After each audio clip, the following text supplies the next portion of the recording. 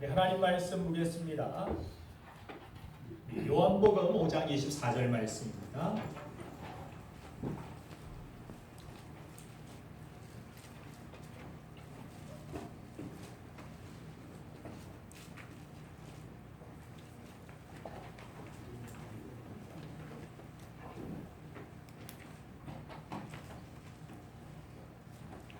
요한복음 5장 24절 말씀 시약성경 150쪽에 있습니다. 같이 한 목소리로 합독하겠습니다. 시작. 내가 진실로 너희에게 이르노니 내가 말했고 또 나 보내신 이를 믿는 자는 영생을 얻고 심판에 이르지 아니하나니 사망에서 생명으로 옮겼느니라. 아멘. 아멘. 오늘 그것이 알고 싶다 네 번째 시간입니다. 구원 확신할 수 있나? 말 안 되는 질문과 답을 넌센스 퀴즈라고 합니다. 몇 가지 넌센스 퀴즈를 여러분들에게 드리고 맞추시는 분은 말씀을 잘 집중해서 들을 수 있도록 기타 음료를 제가 하나씩 드리겠습니다. 첫 번째 문제입니다. 맞춰줄 분은 빨리 손을 들어주시면 감사하겠습니다. 요즘 비가 많이 오는데 신경통 환자가 제일 비 오는데 싫어하는 악기는 무엇입니까? 우쿨렐라 아니고 예, 비올라. 바이올레나는 우리 지수가 비올라에 가까워서 예. 이거 뭐 아시고 졸면 안 돼요. 네. 졸면 토해내야 돼요. 자, 두 번째 문제. 형과 동생이 싸우는데 부모님이 동생 편만 들어줄 때 이 상황을 뭐라고 할까요? 형편없는 예, 형편없는 대사.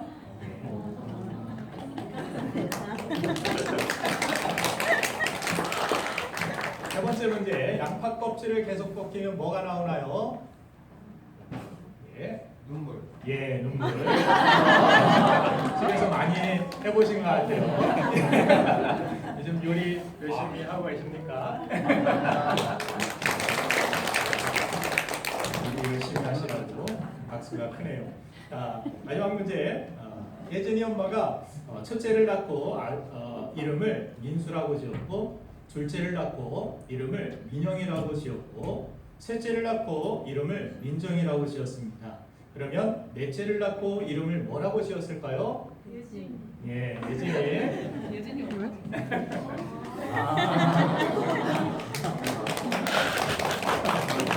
자, 이런 말도 안 되는 것 같은 그런 질문과 답을 넌센스라고 그렇게 부르는데 인생에서는 이런 넌센스 질문뿐만이 아니라 정말 중요한 질문들이 있습니다. 오늘 특별히 그것이 알고 싶다. 구원 확신할 수 있는가? 정말 내가 오늘 하나님이 나를 부르신다라면 천국에 갈 나에게 확신이 있는가? 여러분들 확신이 있습니까? 아멘. 아멘. 안 하면 믿음이 없는 거 같고 그래서 크게 하시는 건 아니죠.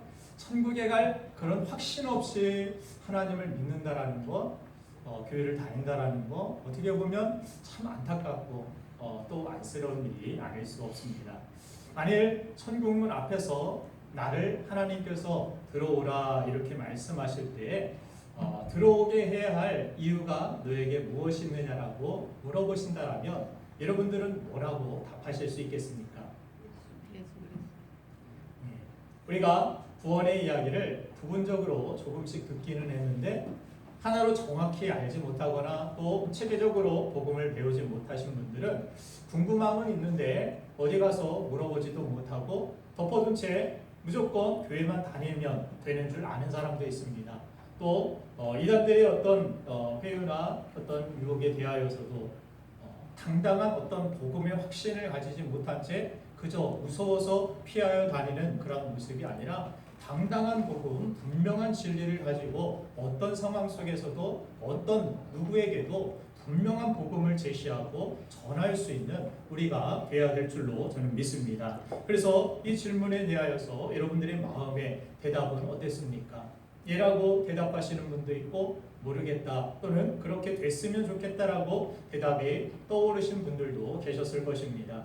구원에 대해서 우리가 확신할 수 없다라면 오늘 이 말씀을 통해서 우리의 삶에 구원이 애매한 것이 아니라 확실한 구원의 반석 위에 여러분들이 서기를 간절히 바랍니다. 질문들 가운데서 제게 주신 질문들 가운데서 이런 질문이 있었습니다. 하나님을 죽기 전에만 믿어서 구원받으면 지금 당장 교회를 다닐 필요는 없지 않습니까? 그런 질문들 아주 머리가 좋은 것 같습니다. 그래서 여러분들도 한 번쯤 해보지 않았습니까? 세상에서 막 즐기다가 세상의 사람들처럼 살다가 죽기 전에 나 예수 믿어요, 예수님 영접합니다 하고 꼴까다 그렇게 죽으면은 그게 가장 효율적인 인생에서 즐기기도 하고 구원도 받고 천국도 가고 일거양득이 아닌가. 이게 가장 지혜로운 길이 아닌가. 합리적인 계산을 여러분들 해보신 분들이 계실 것입니다. 저도 어렸을 때 그런 적이 있었으니까 그런 질문을 해본 적이 있습니다. 또 하나의 질문은 구원만 받으면 되는 것이 아니라 천국에 갔을 때 주어지는 상급이 달라지면 모태신앙이 아니면 이미 늦은 것 아닙니까? 더 늦든 또 일찍이든 크게 달라지는 것 또한 없는 게 아닙니까? 자, 구원 이후의 그러한 삶에 대하여서 질문을 해주었습니다. 그리고 또 하나 방언이나 침례를 받아야 진정한 신앙이 진정한 구원받은 자의 그런 삶이라고 이야기할 수 있겠습니까? 이런 질문을 주셨습니다. 지금도 여러 가지 질문들이 여러분들 생각나거나 있으신 분들은 저기 헌금함에 여러분들 쪽지를 적어서 넣어주시면 계속해서 제가 설교 때 잠시라도 계속해서 대답을 해드리도록 하겠습니다. 또 개인적으로 질문하신 분들은 또 제가 개인적으로 대답을 해드리겠으니까 질문을 해주시면 감사하겠습니다. 오늘 정말 여러분들이 분명히 확신한 그러한 구원의 반석 예수 그리스도 안에 진리에 우뚝 설 수 있는 예배하는 저와 여러분들의 삶이 되기를 간절히 바라며 오늘 그러면 누가 구원을 확신할 수 있는가? 목사님 하나님이 구원을 주시고 하나님이 우리의 인생 가운데서 그 구원받을 만한 믿음이 있다라는 것 그거 하나님만 아시는 것 아닙니까? 인간인 우리가 스스로 내가 구원받을 수 있다라는 어떤 확신 내가 구원받을 수 있는 믿음이 있다라고 내가 알 수 있다라는 것 그것은 주제넘은 교만 아닙니까? 하나님만이 구원의 주체시고 구원을 아시기 때문에 우리는 그 구원에 대한 어떤 확신을 갖는 것 그거 오히려 교만 아닙니까? 그런데 성경이 그렇게 말하고 있지 않습니다.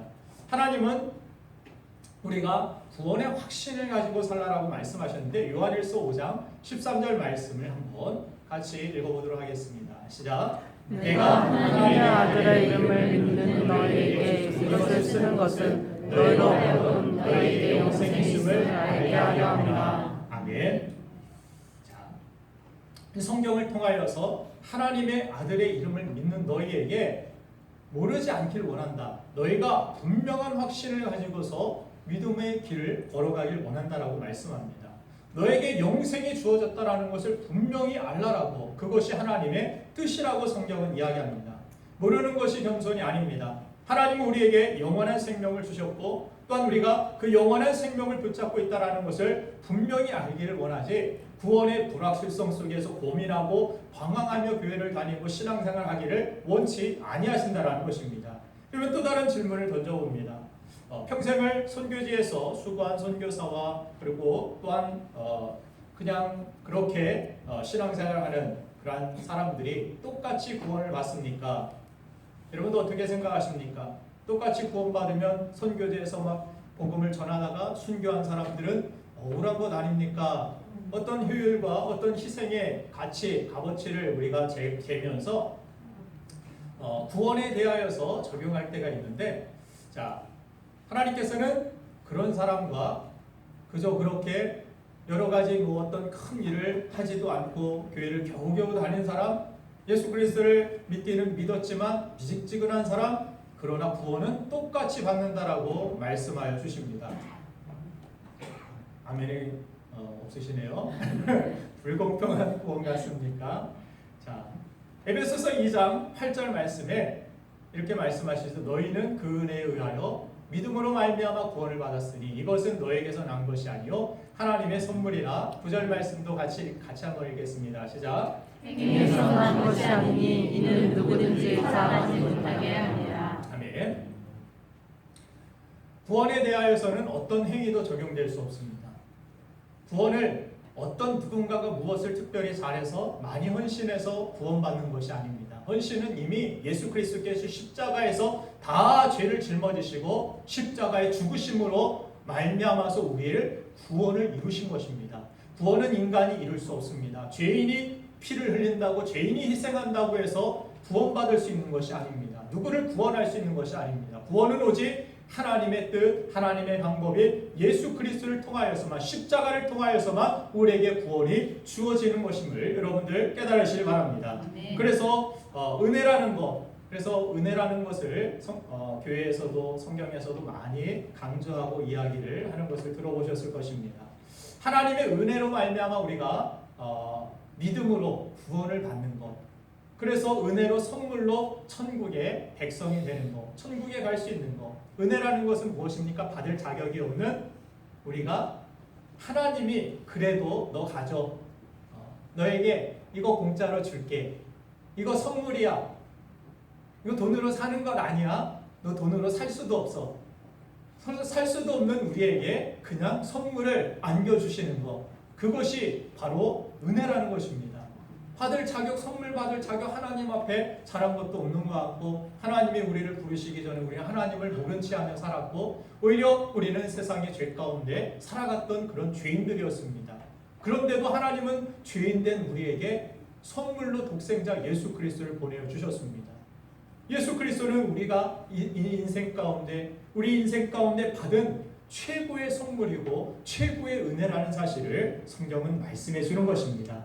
여러분들 이 선물 받으셨습니까? 아멘. 오늘 한 사람도 빠지지 말고 이 선물 꼭 받으시길 간절히 축원합니다. 아멘. 그래서 은혜라는 것이 그렇게 받을 자격이 없기 때문에 선교사가 순교를 해서 구원받은 것이 아닙니다.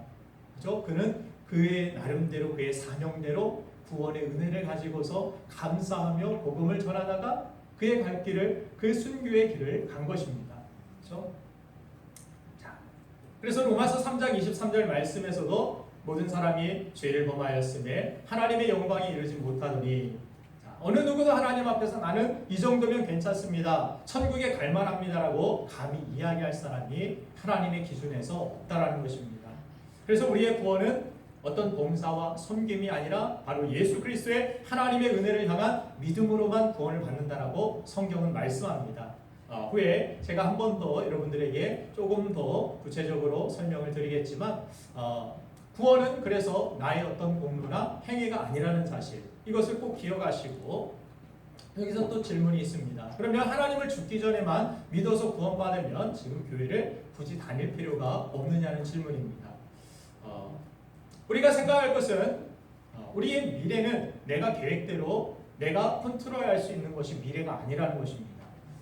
여러분들이 계획 세운 대로 여러분들의 미래를 그렇게 살아오셨다라면, 그죠? 지금 후회할 일도 없을 것이고, 우리가 어떤 아픔과 상처도 우리의 인생에서 없을 것입니다. 내가 미래를 내 마음대로 컨트롤할 수 있다라면, 내 인생 미래를 내 힘으로 다 세울 수 있다라면, 누가 그렇게 안타깝고 또 그러한 어려운 그러한 인생을 살겠습니까? 저도 원래 인생의 어떤 계획이 한국에 사는 것도 아니었습니다. 저는 뭐 중학교 때부터 한국은 너무 좁습니다, 저를 미국 보내주십시오. 제 사촌 형이 먼저 갔는데 좋아하는 사촌 형이, 그래서 편지를 주고 받으면서 거기 미국에 대한 동경도 있었고 제가 좀 교만함이 있어서 한국은 좁습니다, 이 좁은 땅에서 제가 뭘 하겠습니까? 큰 땅에서 저는 큰 일을 해야 됩니다, 미국에 보내주십시오. 중학교 때부터 저는 졸라댔습니다. 어쨌든 저는 원래 계획에 한국에 사는 것도 아니었고, 또 목사가 되는 것은 더더욱 아니었습니다. 죽어도 안 합니다, 목사. 이건 정말 사람이 할 짓이 아닙니다. 저는 그렇게 생각하고, 그렇게 저의 미래는 목사의 어떤 계획이 전혀 없었습니다. 일도 없었죠. 우리 미래를 내가 다 컨트롤할 수 있다라면 우리가 하나님이겠죠, 신이겠죠. 하나님은 그래서 누가복음 12장 19절부터 21절에 우리의 존재가 무엇인지에 대하여서 말씀하시는데 같이 한번 읽어보겠습니다. 시작. 또 내가 내 영혼에게 이르되 영혼아 너의 쓸모는 많이 쌓았으니 많으시고 거하시고 즐거워하자 하리라. 하나님은 이르시되 어디서든지 오늘과 너에게 영혼을 쫓아주리니 그러면 내 귀한 것이 누구의 것이 되겠느냐 하시니 자기를 위하여 자기를 쌓아두고 하나님께 위하여 위하지 못한 자가 이와 같으니라. 아멘.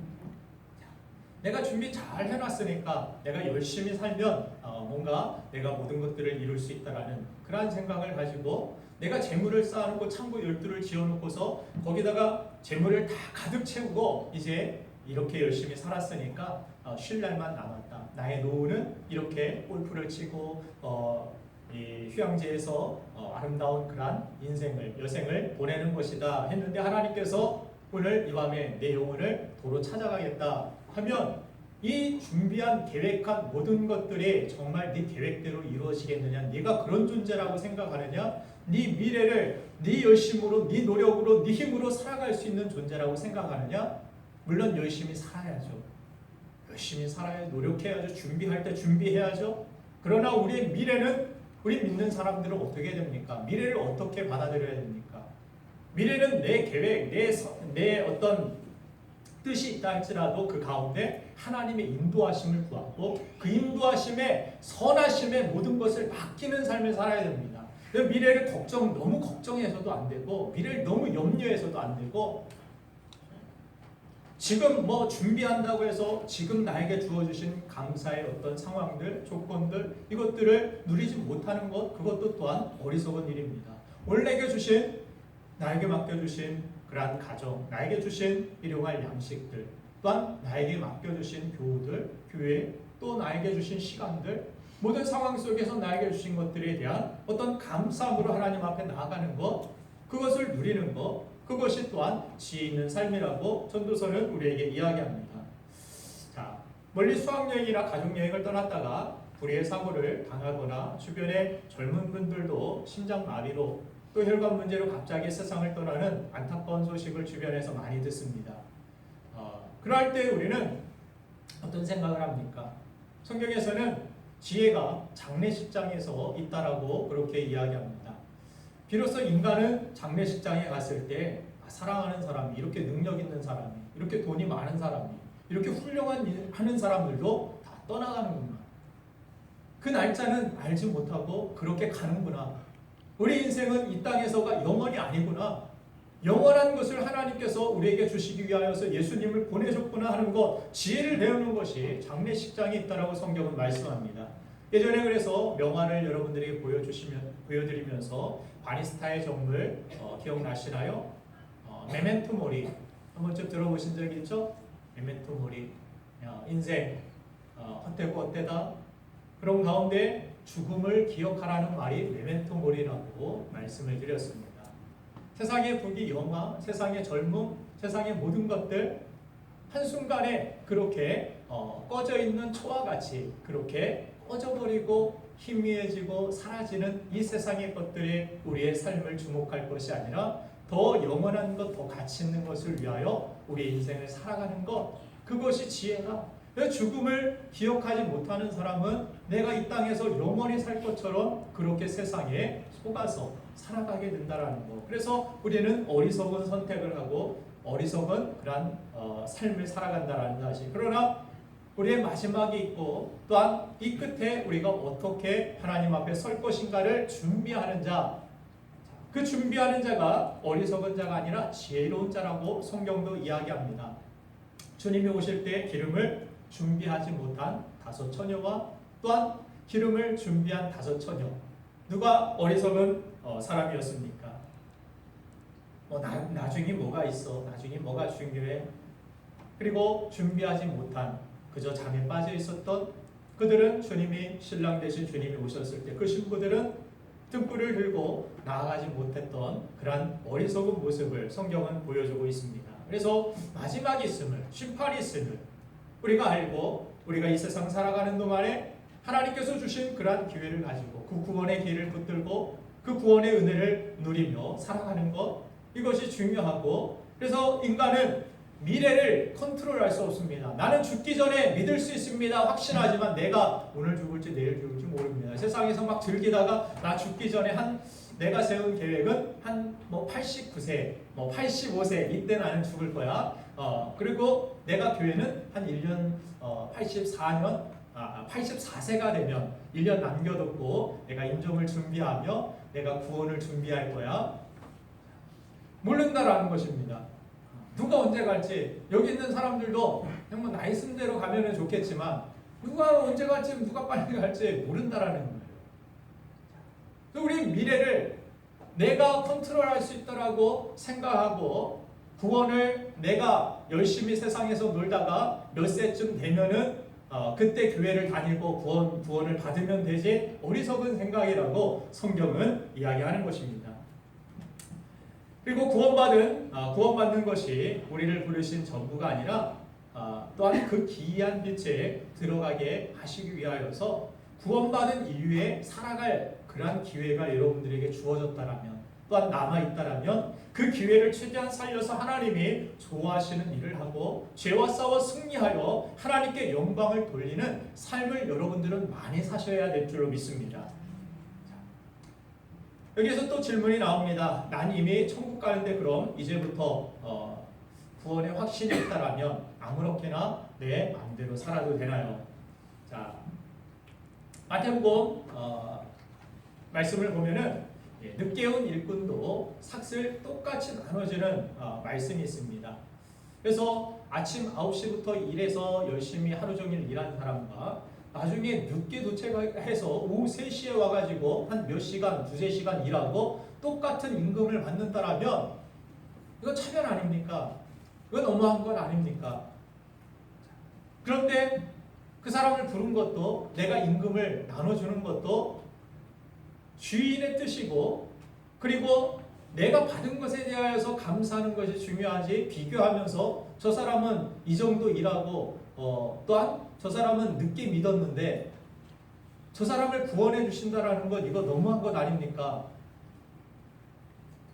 일찍 모태신앙부터 다녔던 사람, 이 사람들 교회 다녔던 사람, 헌신했던 사람 억울한 것 아닙니까? 똑같이 구원받고 똑같이 그렇게 하나님께서 받아주신다라면, 똑같이 상을 주신다라면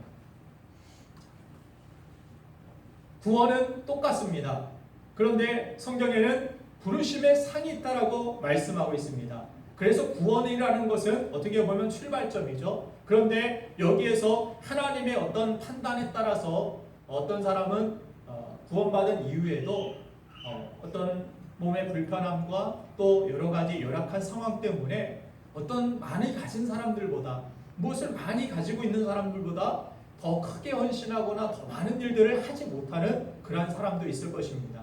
그러면 많이 일한 사람들은 하나님께서 그래 너는 많이 했으니까 그 결과만 보고 하나님께서 칭찬하시고 상급을 주신다라고 저는 생각하지 않습니다. 하나님께서는 그 모든 상황들, 그래서 성경은 과부의 둔입을 하나님께서 어떤 사람들의 헌금보다도 크게 받으셨다라고 성경은 말씀해 주는 구절이 있습니다. 그렇죠? 과부의 둔입, 결과만을 놓고서 봤을 때 많은 바리새인들은 그때 이 헌금함이 한 들어오는 문에 한 7개 정도 이렇게 노스로 된 헌금함이 있습니다. 그때 주화를 사용했기 때문에 동전을 10원짜리 떨어뜨리고 여러분들 500원짜리 떨어뜨려 보신 분들 아시겠지만 땡그랑 소리가 많이 들으면 다릅니다. 근데 이 사람들은 땡그랑 정도가 아니라 그냥 잭팟이 이렇게 슬롯 머신에서 터지듯이 네네네네네 하고 성전에 들어갈 때 그렇게 헌금을 내는 부자들이 있었습니다.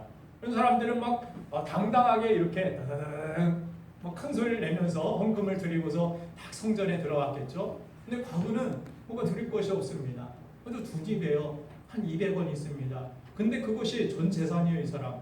그런데 하나님 앞에 이것이 너무 감사해서 드리고 싶었어요. 하나님께서 너 왜 200원 냈느냐 하고 하나님께서 이 사람의 예물과 이 사람의 그런 헌신과 이 사람의 마음을 받아주시지 않았습니까? 그렇지 않습니다. 오히려 더 많이 낸 사람보다 하나님께서는 이 사람의 최선, 이 사람의 전부, 이것을 누구보다 귀한 예물로 받으셨다라고 말씀하십니다. 그렇기 때문에 모태신앙부터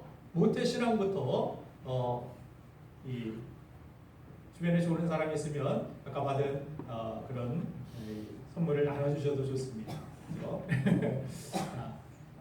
뭐예요? 하나님 앞에서 받은 그러한 은혜를 가지고서 그 부르심에 따라서 모태신앙부터 한 사람과 또 많은 큰 일을 한 사람과 늦게 믿어가지고 적게 무슨 일을 이루고 적게 뭔가를 한 사람, 이 사람에 대하여서 결과만 놓고 하나님께서 바라보시는 것이 아니라 그 상황과 모든 것들을 하나님께서는 분명히 계산하시고 또한 그 안에서의 하나님은 최선을 받으신다라는 사실을 여러분들이 아시길 바랍니다. 그래서 하나님을 여러분들이 오해하지 마시고 구원을 받았으면 이제 아무렇게도 산다라는 사실을 여러분들이 버리시고 이제는 우리가 구원은 출발점이고 부르심의 상을 향하여서 달려가는 여러분들의 경주, 믿음의 경주가 시작되었음을 여러분들은 아시길 바랍니다. 자, 고린도전서 3장 11절부터 15절까지의 말씀에는 그래서 나의 삶에 주어진 그 삶에서 최선을 다해서 달려갈 길을 우리가 다 달려가고 이 닦아둔 것 외에 능히 다른 털 닦아둘 자가 없으니 이 터는 곧 예수 그리스도라. 다른 구원의 반석 없다라는 것입니다. 다른 이름 없다라는 것입니다. 다른 누구 믿어서 다른 성경 공부해서 구원받지 못합니다. 다른 행위로 다른 이름으로 다른 사람으로 없습니다. 더 이상 없습니다. 아멘. 믿습니까? 아멘.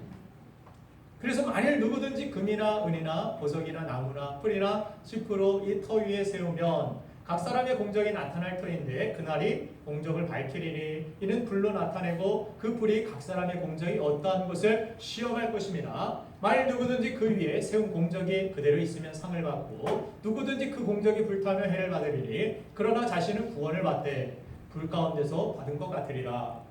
자, 여러분들이 공적이 다 타버려가지고 불 가운데 막 목욕탕 예전에 불난 사건들을 보면은 막 벌거벗고도 막 뛰어내리고 막 새카맣게 타가지고 그냥 담요를 겨우 덮고 나아가는 그런 안타까운 모습들을 보기도 하는데 불 가운데서 여러분들이 구원받은 것 같이 그렇게 구원받았지만 나는 이제 구원받았으니까 내가 마음대로 살아도 되지 않습니까? 이런 사람들은 불 가운데 구원받은 것 같은 그런 모습으로 하나님 앞에 설 것입니다.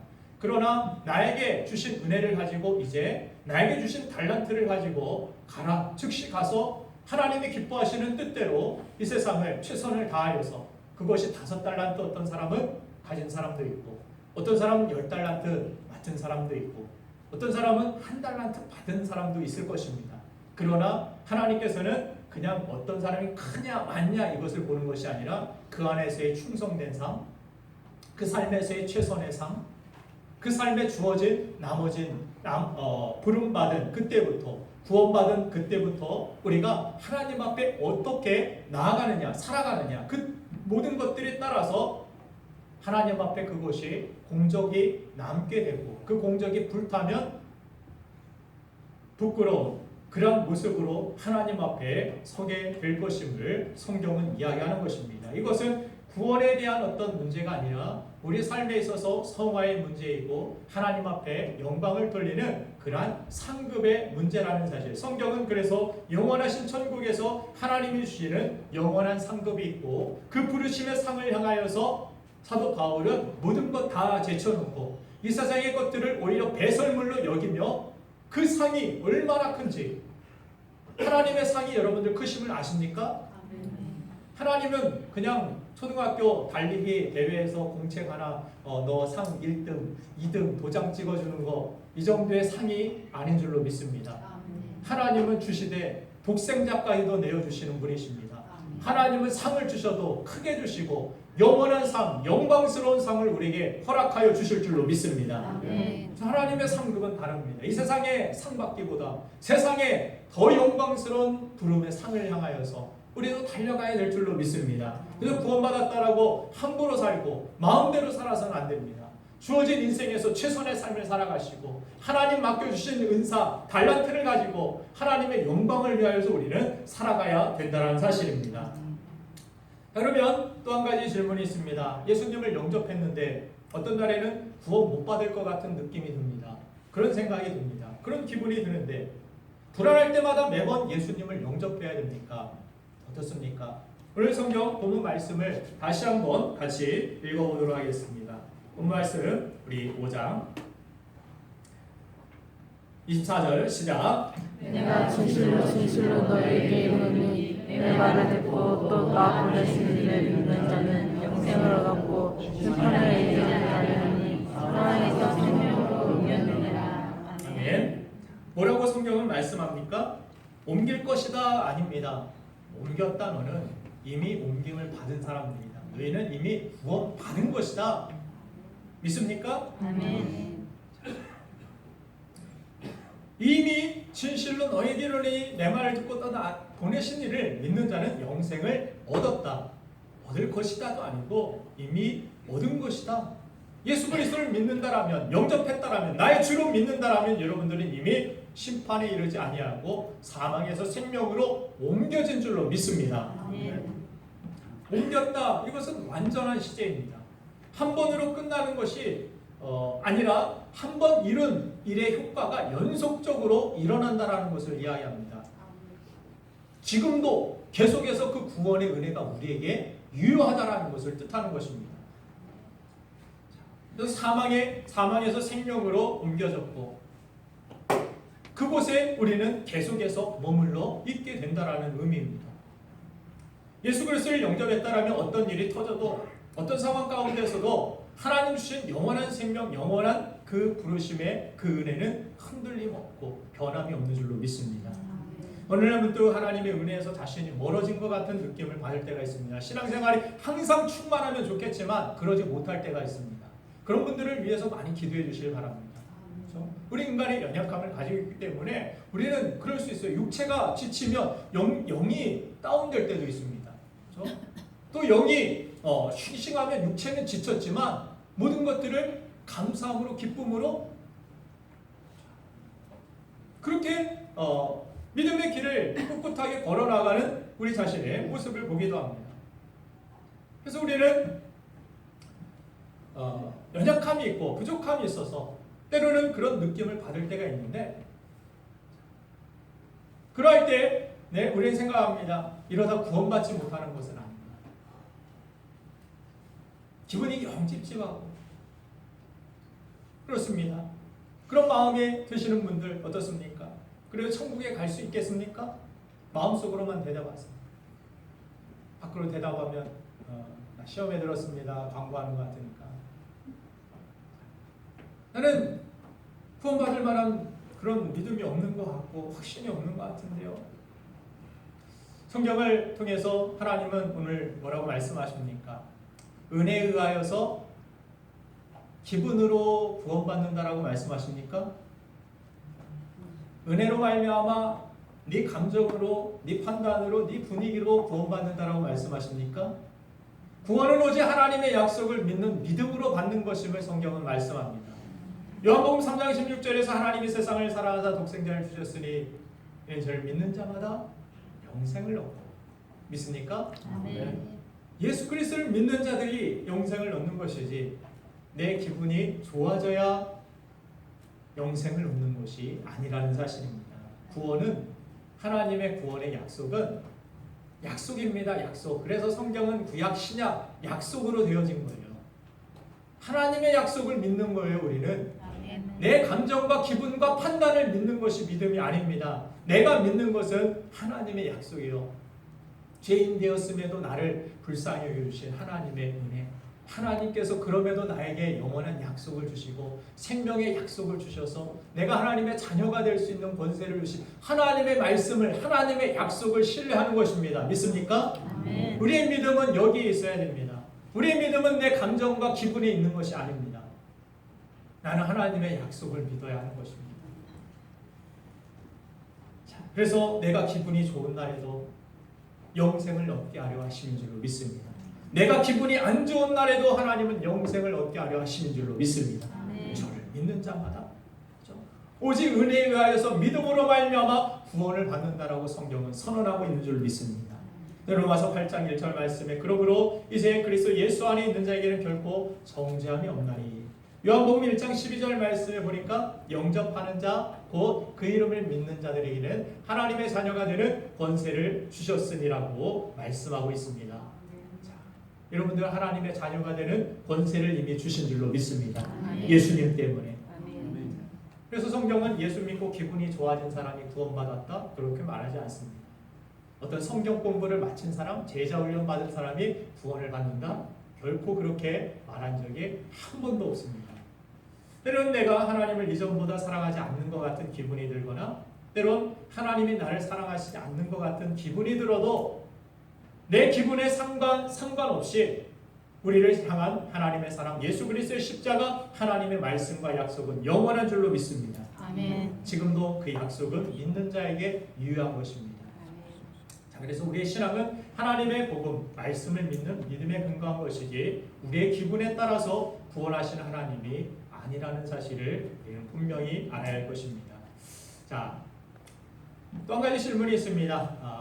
예수 그리스도를 믿어야만 구원을 받는다라고 이야기하는데 오직 기독교에만 구원의 길이 있다라고 하는데 그거 너무 편협한 것 아닙니까? 라는 구원에 대한 질문이 있습니다. 사도행전 4장 12절 말씀이 근거가 되죠. 사도행전 4장 12절 말씀을 같이 한번 읽어보겠습니다. 시작. 다른 이로서는 구원을 받을 수 없나니 천하 사람 중에 구원을 받으려는 다른 이름을 우리에게 주신 일이 없음이라 하였더라. 아멘. 이 말씀은 예수님께서 부활을 승천하신 후에 처음으로 세워진 이 교회를 변호하기 위해서 사도 베드로가 수많은 대중들 앞에서 외친 설교의 일부입니다. 자, 물론 사도 베드로는 예수님의 원래 말씀을 조금 다른 방식으로 옮긴 것뿐인데 요한복음을 보면은 예수님께서 스스로 가르쳐 말씀하시죠. 내가 진실로 너에게 말하노니 나는 양의 문이라. 나보다 먼저 온 자는 다 절도요 강도니 양들이 듣지 못하였느니라. 내가 문이니 누구든지 나로 말미암아 들어가면 구원을 받고. 그러면서 요한복음 14장 6절 말씀을 하시죠. 같이 읽겠습니다. 시작. 예수께서 이르시되 내가 곧 길이요 진리요 생명이니 나로 말미암 자는 아버지께로 올 자가 없느니라. 아멘. 구약의 제사의 행위들이 많은 이유는 무엇입니까? 신약에 예수님께서 단번에 속죄 제물과 같이 하나님 앞에 죄를 사하여 주시기 위한 제물로서 어린 양과 같이 흠없는, 티 없는, 죄 없는 주님께서 죽으심을 예표했던 그림자 같은 것이 구약의 제사의 모습이었습니다. 그 구약의 제사들은 하나같이 하나님의 방법대로 이루어져야 됐죠. 한치도 변함없이 동물의 배설물까지도 버리라는 곳에 꼭 버려야 됐습니다. 그래야 하나님께서 그 제사를 받아주셨습니다. 하나님의 방법만이 그 구원의 길이 되었음을 구약의 제사를 통해서 가르쳐 주신 하나님께서는 이 신약에서 예수 그리스도라는 그 방법만이 하나님께로 올 자가 된다. 하나님 앞에 나아갈 수 있다. 예수님이 곧 문이 되었고 예수님이 그런 어린 양이 되셨고 예수님이 우리의 생명의 길이 되신 것입니다. 그러면 왜 예수님만 믿어야 됩니까? 이거 편협한 것 아닙니까? 요즘 포스트 모더니즘이나 종교 다원주의를 지지하는 사람들이 이런 말들을 싫어합니다. 기독교의 어떤 구원론이 너무 편협하다. 예수님을 믿어야만 구원 얻는다니 구원의 조건이 너무 까다롭고 일방적인 것 아니냐. 다른 구원의 길을 왜 만들어주지 않느냐, 인정해주지 않느냐, 이거 독단적이고 배타적인 건 아니냐. 여기서 하나님께서 예수님을 유일한 구원의 길로 만드신 그러한 뜻을 우리는 헤아릴 수 있어야 됩니다. 이 세상의 어떤 모든 특권들에는 세상 일에는 특별한 자격의 제한들이 주어집니다. 특권들은 말 그대로 아무나 누릴 수 있는 것이 아니라 특별한 권한, 특별한 사람이 누리는 권한을 특권이라고 이야기합니다. 인류 대학에 들어가려면 뛰어난 어떤 고교 성적이 뒷받침되어야 됩니다. 미인 대회에 뽑히려면 어떤 뛰어난 미모가 있어야 됩니다. 유명 연예인이 되려면 남다른 어떤 끼와 재능이 있어야 됩니다. 특별한 무엇인가가 있어야 됩니다. 하다못해 초청 이 초등학생들의 생일 잔치에 가려고 해도 초대를 받고 초청받지 아니하면 갈 수가 없습니다. 혹시 가더라도 불청력이 되어서 매우 어색한 그러한 시간을 보내게 됩니다. 최근 기업들이 가장 큰 관심을 기울이는 시장이 바로 VVIP 시장입니다. VVIP는 무엇입니까? 일반적인 어떤 상류층을 뜻하는 VIP 앞에 또 베리를 붙여가지고 매우 그죠? VV 이 사람은 VIP 중에서도 최고 VIP다. 상류층 중에 최상류층이다. 한국의 1%다. 그래서 그들의 구매력이 상상을 초월하기 때문에 한 달에도 수십억씩 그렇게 쇼핑을 하고 구매를 하는 그러한 사람들 VVIP. 그래서 기업들은 경기가 불황일수록 이런 사람들의 마케팅에 열을 올리고 목을 맵니다. 이 VVIP에 오르기 위해서 기준이 얼마나 엄격한지 국내 22권 이 재벌가의 식구도 여기에서 탈락되어 가지고 이슈가 된 적도 있습니다. 국내 22권에서도 그 카드를 만들어주지 않아서 그것이 왜 자격이 안 되느냐고 이슈가 된 적이 있는데 그렇습니다. 여기에 불당동의 백화점도 가면은 주차장이 길이 두 갈래가 있는 것을 보게 됩니다. 첫 번째 만나는 길에서 저는 처음에 들어가려고 했더니 막습니다. 못 가게 해요.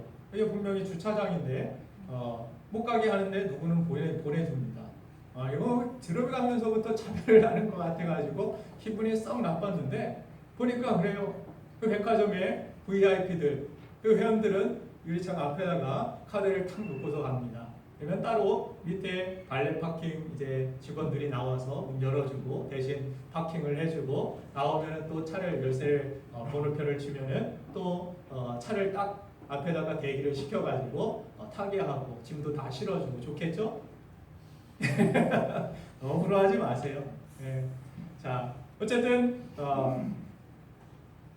이 특권들을 어떤 세상에서 우리가 특별한 어떤 무엇인가가 있어야만 그 사람들은 이렇게 택함을 받고 무대를 받고 특권을 누리게 됩니다.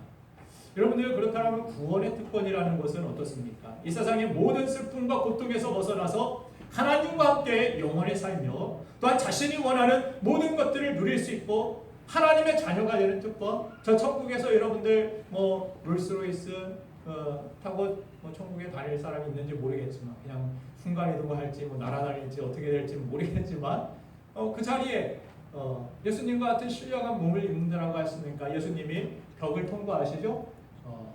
그때는 차나 이런 이동 수단이 필요 없을 것 같아요. 그냥 통과해서 가고 싶은 곳에 가면 되니까. 그런데 그때에도 천사가 여러분들이 그렇게 타고 가면 문을 탁 열어줄 거예요. 너무 부러워하지 말라는 거예요. 그래서 그때 VVIP 하나 더 붙일까요? VVVIP 천국에서 이런 대우를 받고 이런 영광스럽고 하나님과 영원히 사는 그런 특권을 누리기 위해서 무슨 자격이 필요합니까? 무슨 자격? 세상에 다 특권을 누리려면 자격이 필요한데 여러분들에게 무슨 자격이 있습니까? 무슨 자격이 있어요? 예수 그리스도 믿는 그것이 그 특권, 영원한 천국을 유업으로 얻고 하나님의 자녀가 되는 권세를 얻는 그 특권이 무엇입니까? 예수님 믿는 거예요. 예수님 영접하는 거예요. 믿습니까? 네. 이게 너무 쉬운 것 같으니까 세상 일에는 뭔가 1%에 들어야 특권을 얻고 뭔가 인간의 어떤 노력이 있어야 뭔가 특권을 누릴 수 있는데 하나님은 이 모든 사람들에게 모든 누구에게 어떤 일을 이룰 수 없는 열악한 환경 속에 처해 있는 사람도 믿기만 하면 구원을 받고 이 천국의 특권을 누릴 수 있는 영광을 우리에게 허락하여 주십니다. 믿습니까? 네. 이것이 어찌 편협한 일입니까? 오히려 선행을 100만 번 쌓아야 너희가 구원을 받는다. 99만 번 땡. 열심히 살았는데 갑자기 병들어서 99만 번 채웠는데 만번을 못 채워가지고 너는 탈락, 너 특권 못 누려.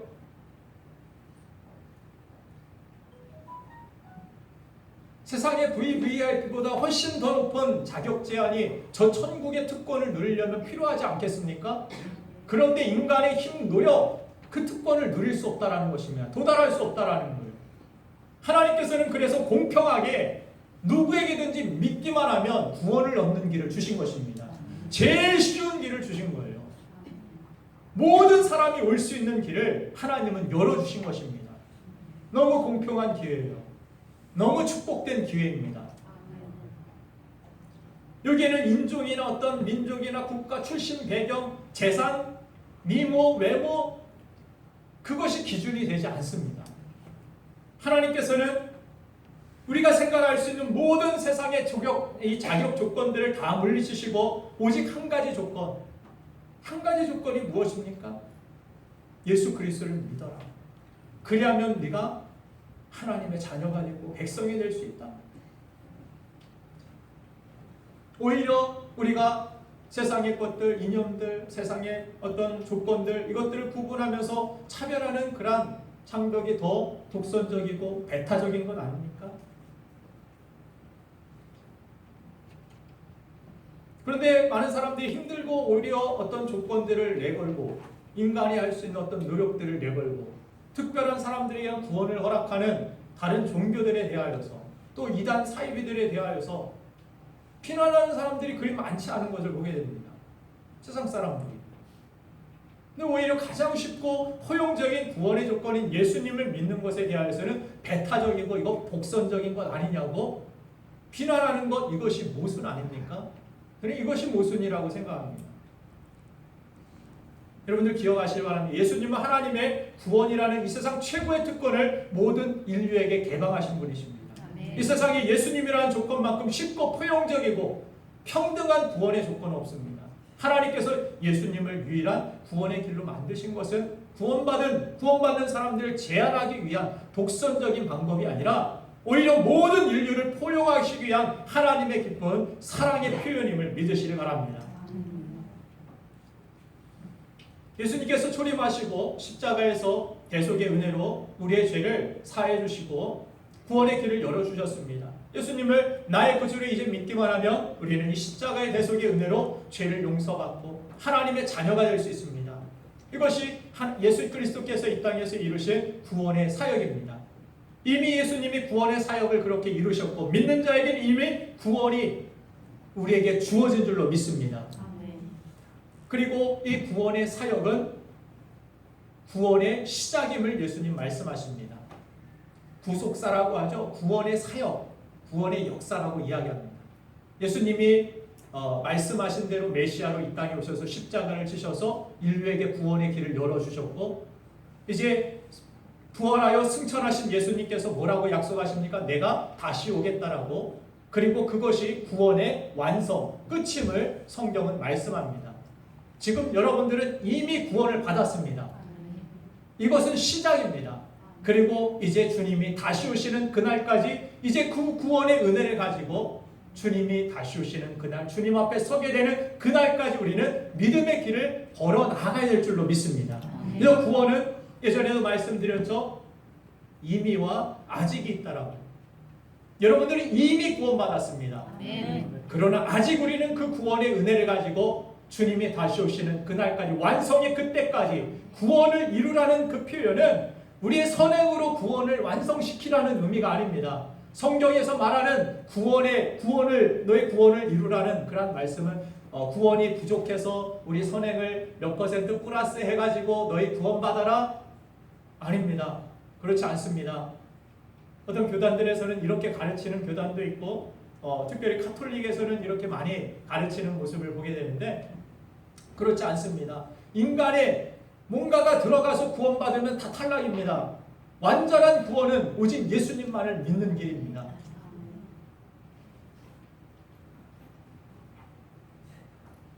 그래서 애매한 어떤 구원 가지고서 이상한 데 다니지 말고 분명한 구원, 확실한 구원, 오직 예수님만 믿고 의지하는 믿음의 백성이 되기를 원해요. 그래서 이미 구원받았는데 아직이라는 말은 무엇입니까? 아직 가야 할 길이 있고 아직 우리에게 남아있는 죄의 싸움들이 있다는 것입니다. 구원받았는데 여러분들 우리 안에 어떤 죄의식이나 죄짓고 싶은 마음, 죄에 대한 유혹에 대한 끌림 이것이 있습니까? 없습니까? 대답 못하는 것은 있다라고 긍정으로 받아들여도 좋습니까? 성경에서는 특별한 막 죄를 짓지 않아도 적극적으로 하나님이 말씀하신 명령, 이웃을 내 몸과 같이 사랑하고 원수를 사랑하고 그를 위하여 축복해 주라. 이거 하지 못하면 죄입니다. 죄 짓는 거예요. 다 죄인이에요. 우리 행위로 구원받는다면 벌써 탈락입니다. 구원받았는데 은혜 받았는데도 내 안에 아직 용서하지 못하는 사람도 있을 수 있습니다. 용서하지 못해서 또 몸부림치고 기도하는 여러분들의 심정도 하나님은 아실 것입니다. 여러분들이 막 열심히 헌신하고 싶고 열심히 하고 싶은데 또 내 마음이 또 죄에 끌리고 세상에 끌리고 자꾸 넘어지고 시험에 들고 하는 연약함도 하나님 아십니다. 그런 사람도 구원에서 탈락 아닙니다. 구원이 확실합니다. 그런데 이제 우리는 가야 할 길이 있다는 거예요. 아직 그래도 죄와 싸우고 내 안에 있는 이 유혹과 죄의 싸움과 싸워나가는 그런 모습이 있어야 된다는 거예요. 왜 구원받았는데 내 안에 죄가 있습니까? 죄책감이 있습니까? 어떤 죄가 왜 남아 있습니까? 어떤 이단들에서는 이런 이야기를 한다고 하죠. 구원받았습니까? 그리고 요즘 뭐 죄 지은 일이 생각나십니까? 내 안에 죄책감이 있습니까? 그 죄에 대한? 예수님은 이미 죄를 사하여 주셨는데 완전히 구원하여 주셨는데 왜 죄책감이 남아 있습니까? 당시 구원받지 못했습니다. 이리 오세요. 성경 공부 좀 합시다. 확실한 죄사함, 확실한 구원을 알려드리겠습니다 하고 데려가는 사람들이 있죠. 이런데 넘어가지 말라는 거예요. 분명한 구원이 없으면 구원의 어떤 이 신앙적인 지식이 없으면 성경적 지식이 없으면 다 넘어집니다. 속아 넘어가요. 확실한 구원. 내가 왜 아직도 구원받았는데 이미 내 안에 아직 죄악된 그런 생각이 떠오를 때가 있고 내가 때로 죄를 짓고 하나님의 말씀에 불순종하며 그렇게 살 때가 있습니까? 그럼 나 그때마다 구원받지 못한 것이고 탈락되는 것입니까? 내가 아직 구원받지 못했기 때문에 그런 죄를 짓는 것입니까? 어떻습니까? 죄사함에 대해서 그들은 그런 이야기를 하죠. 죄사함은 과거의 죄, 현재의 죄, 미래의 죄까지도 사하여 주신 것이라고 그들은 설명합니다. 그러면서 미래의 죄에 대하여서 이야기하며 강조할 때 무슨 이야기합니까? 너희가 이미 죄사함을 받고 미래 죄까지도 땡겨가지고 다 사함을 이미 받았기 때문에 너희들이 미래의 죄를 지어도 이제는 너희는 죄인 아니야. 결코 정죄함이 없다라고 말씀하시지 않았어? 그러니까 너희들 죄책감 가질 필요 없어. 너희들 죄책감을 가진다라면 오히려 너희들 구원받지 못하고 죄사함 받지 못한 것이야 라고 그들이 그렇게 설명합니다. 구원파들이 이런 설명을 해요. 구원받지 못한 것이라고. 그러면서 그들은 그래서 죄를 짓고도 죄책감이 없어요. 제가 예전에 말씀드렸죠. 저기 조정동에 한방병원 앞에 이런 교회 방송을 듣고 찾아올지 모르겠지만 하도 황당해서 아주 충격적이어서 그래요. 사역자 명찰 뭐 이런 거 가신 분이 그냥 생수 들고 나와가지고 주인이 돈 내고 가져가셔야지 뭐 이런 거 가지고 그러느냐고. 죄책감도 없이 죄의식도 없이 그냥 뻔뻔해요. 근데 같은 성도들이 거기 우글우글 꽉 찼거든요. 거기 집회가 끝나고서 와가지고. 근데 누구 하나 뭐 이상하게 생각하는 사람 없습니다. 누구 하나 나무라는 사람 없고 사람들이 제정신인지 뭐 이상한 막 뭔가 분위기가 이상하고. 그래서 제가 아는 목사님들마다 막 물어봐요. 여기 좀 이상한 것 같은데 어떤 분이 아시는 분이 JMS라고 여기 정명석 이런 잘못된 어떤 구원, 잘못된 교를 가진 사람들 세상에서도 이상하게 살아갑니다. 가족 파탄 내고 직장에서도 이상하게 다 때려치고 산으로 들어가고 삶을 제대로 살아가지 못해요. 하나님께 영광 돌리는 정말 아름답고 복된 가정을 이루고 하나님께서는 직장에서도 여러분들의 삶의 모든 자리에서도 하나님이 기뻐하시는 그런 삶을 살아가기를 원하는데 잘못된 교리를 가지고 살아가니까 도둑질하고도 죄책감이 없습니다. 죄책감 가지면 나 지는 거예요. 정신 승리같이 나 죄의식 가지면 안 돼. 나 구원받은 사람인데 이거 다 하나님이 만드신 것이 허락하신 것인데 뭐 이거 하나 먹는다고 해서 내가 이게 뭐 도둑질이야? 이거 하나님 것인데 하나님 자녀가 먹는데 뭐 당연한 것이지? 죄에 대하여 뻔뻔하고 그 구원파들 세월호 사건에서 그 구원파들이 저지른 그러한 악행들 보면 어떻습니까? 그 선장들, 선원들 다 구원파죠? 뻔뻔합니다. 아이들 죽어도 자기 먼저 그냥 도망가고 다 알려주지도 않고 피할 길 자기는 다 살아남았는데 그러면서도 자기들은 죄책감, 죄의식 가지면 안 됩니다. 사람들은 구원받은 사람이 그래서 그런 사람들이 있어요. 죄짓고 뻔뻔해요. 나 하나님이 다 용서해 주셨는데 예전에 밀양이라는 영화에서 그랬죠. 전도연이 막 하소연하고 분노하는 이유가 그 주인이 감옥에서 나 하나님 믿고 여기서 구원받았어요. 막 실실 웃으면서 자기 자녀를 그렇게 죽여놓고 그러니까 미치는 거예요. 엄마로서 용서하려고 그런 좋은 마음 가지고 은혜 받고서 이 죄수를 찾아왔는데 그렇게 뻔뻔하게 나 하나님이 다 용서해 주셨는데 당신의 무슨 용서가 필요하다는 그런 태도를 가지고 나아가니까 이게 뒤집어지는 거예요. 막 장로님 집에 막 돌 던지고 막 그런 밀양 영화 여러분들 그런 내용이 있는데 안타까운 거예요.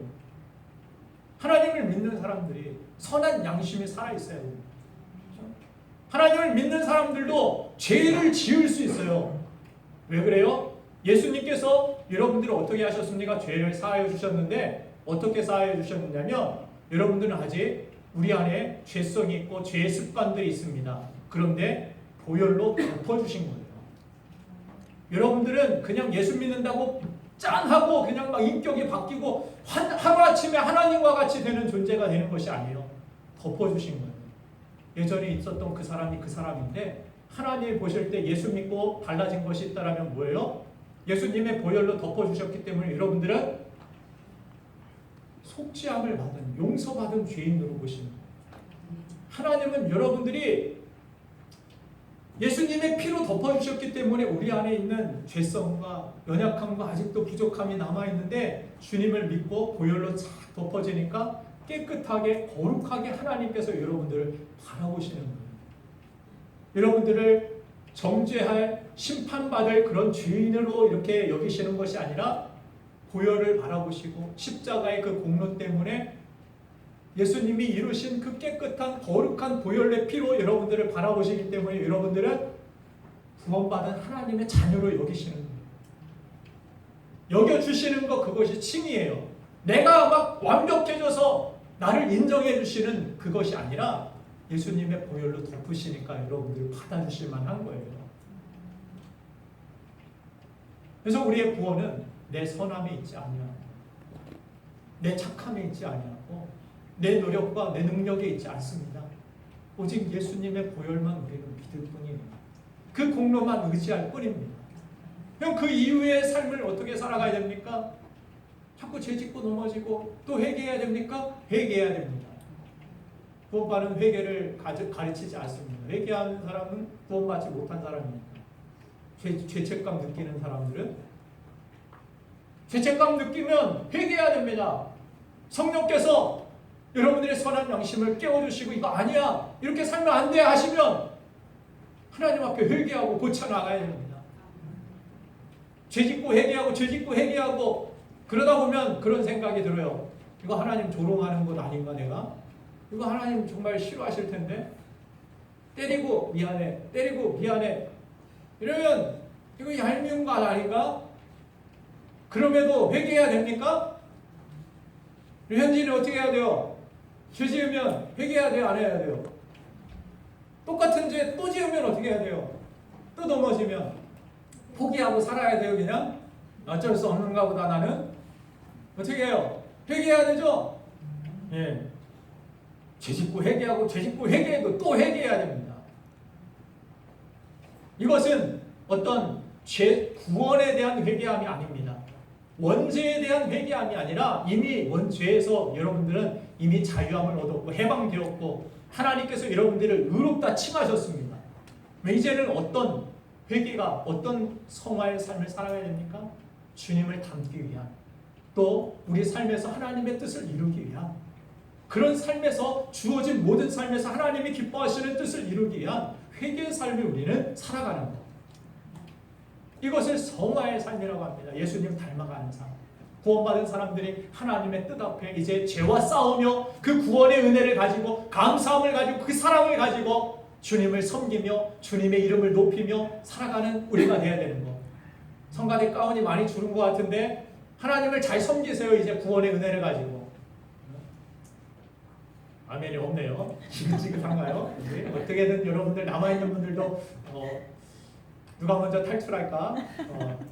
이런 생각하시고 그런 거 아니죠? 할 수만 있으면 하나님을 섬기며 여러분들 사셔야 돼요. 할 수 있는데도 안 섬기는 것 그것은 구원받은 자로서 은혜 받은 자로서 합당한 삶은 아니기 때문입니다. 그래서 성경에서 그렇게 말씀하시죠. 자, 우리 에베소서 말씀을 한번 읽고 말씀하시고자 합니다. 에베소서 2장 10절. 이제 비타 음료도 소용이 없게 되었어요. 시간이 오래돼서 다시 읽겠습니다. 시작. 우리는 그가 만드신 바 그리스도 예수 안에서 선한 일을 위하여 지으심을 받은 자니 이 일을 하나님이 전에 예배하사 우리로 그 가운데서 행하게 하려 하십니다. 아멘. 앞으로 1시간 정도 더 분량이 남았지만 건너뛰었습니다. 건너뛰고 중요한 거 이제 구원받은 자로서의 삶에 있어서 우리는 그의 만드신 바고 만드신 바는 영어 성경에 보면 작품이에요. 시라고 이야기합니다. 포엠. 우리의 삶이 하나님의 시로서 이 세상에서 부르심을 받았고 구원을 받아서 이제 너희는 하나님을 나타내는 드러내는 시와 같은 존재다. 그리스도 예수 안에서 무엇을 위하여? 선한 일을 위하여. 선한 일이라는 것은 다른 사람을 섬기고 세워주는 그러한 일을 이야기합니다.